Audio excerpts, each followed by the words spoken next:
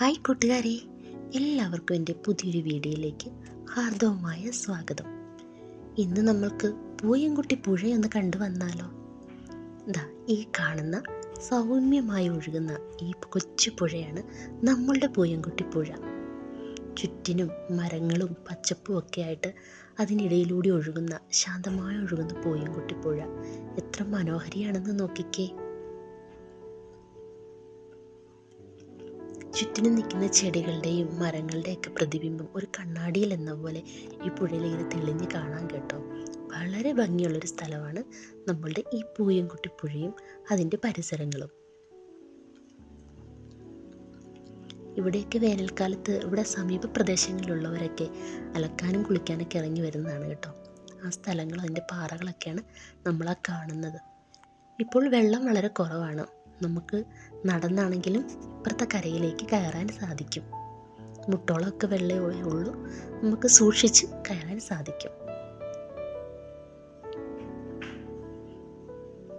ഈ പുഴയും കുളിർക്കാറ്റും മാഞ്ചോടും മലർക്കാവും മാനോടും താഴ്വരയും ഓർമ്മയിലെ മർമരങ്ങൾ.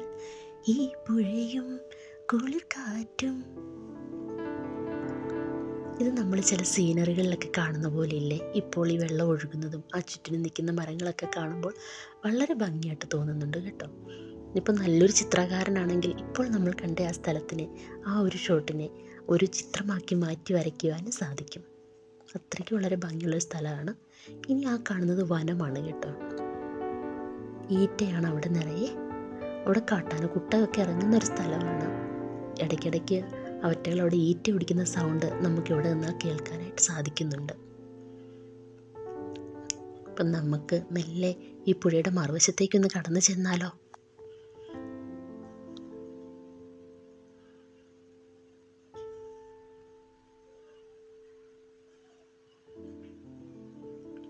അങ്ങനെ നമ്മൾ പുഴയുടെ മറുവശത്തേക്ക് എത്തിയിരിക്കുകയാണ് കേട്ടോ.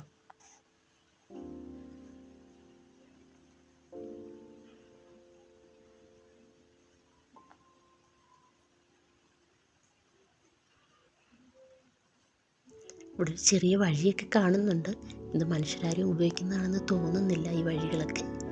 ഇത് കാട്ടാനക്കൂട്ടങ്ങൾ അവരിറങ്ങി വരുന്നത്, ചെറിയ കാട്ടുമൃഗങ്ങളൊക്കെ ഇറങ്ങി വരുന്നൊരു വഴിയാണെന്നാണ് കണ്ടിട്ട് തോന്നുന്നത്. ആനപ്പിണ്ടമൊക്കെ കിടപ്പുണ്ട് ഇവിടെ. ഇപ്പോൾ ഇവിടെ ചെറിയൊരു കാൽപ്പാടുകൾ കാണുന്നുണ്ട്. അത് നമ്മുടെ ഇമ്ലാവ് എന്ന് പറയുന്നൊരു മൃഗം അതിറങ്ങി വരുന്നതാണെന്നാണ് തോന്നുന്നത് ഇതിൻ്റെ കാൽപ്പാട് കണ്ടിട്ട്.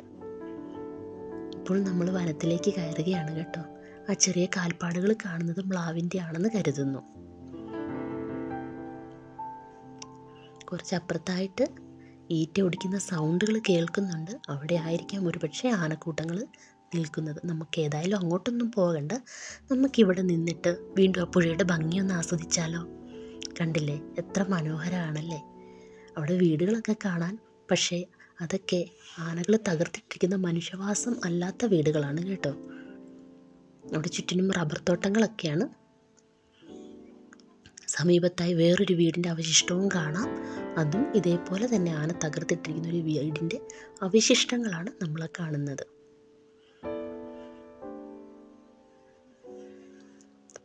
കുറച്ച് മുകളിലായി മറ്റൊരു വീട് നമുക്ക് കാണാനായിട്ട് സാധിക്കുന്നുണ്ട്. അപ്പോൾ പച്ചപ്പും റബ്ബർ തോട്ടങ്ങളും കാട്ടാനകൾ കൂട്ടമായി വസിക്കുന്ന ഒരു വലിയ കാടും വനവും അതിനുള്ളിലൂടെ ഒഴുകുന്ന ഒരു കൊച്ചു മനോഹരിയായ സുന്ദരിയായ ഒരു പുഴയും. അപ്പോൾ എല്ലാവർക്കും വീഡിയോ ഇഷ്ടപ്പെട്ടെന്ന് കരുതുന്നു. ഇഷ്ടപ്പെട്ടാൽ ലൈക്ക് ചെയ്യുക, ഷെയർ ചെയ്യുക, സബ് ചെയ്യുക.